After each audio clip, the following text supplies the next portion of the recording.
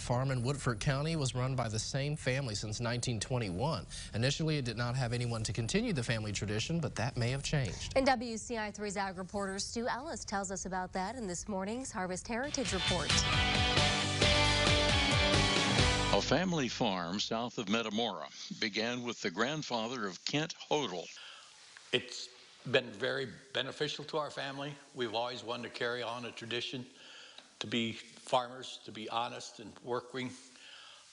And family means an awful lot. And I think Eric wanted his family to come back and get some value from the farm, which we have passed on from generation to generation.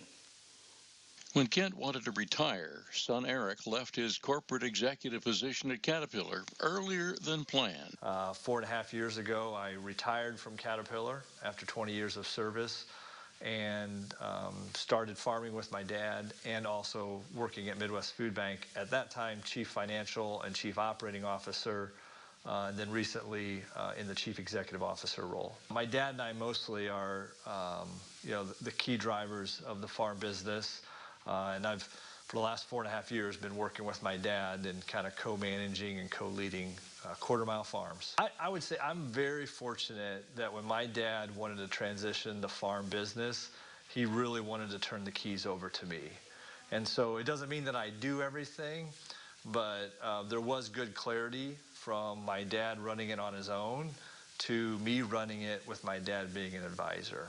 And so we kind of know our strengths. Yeah, it works really well. I think communication is key. Again, part of what was instilled in me was to volunteer, to give back, to not think just about yourself. And so that's a little bit of what I'm trying to instill in the generations that are coming behind me is how do they do the best with what they have, and how do they become productive. And really, we talk a lot about in our family, are you giving or are you taking? And we always try to say, hey, let's make sure we're giving. That's our Harvest Heritage Report. I'm Stu Ellis with WCIA 3, your local news leader.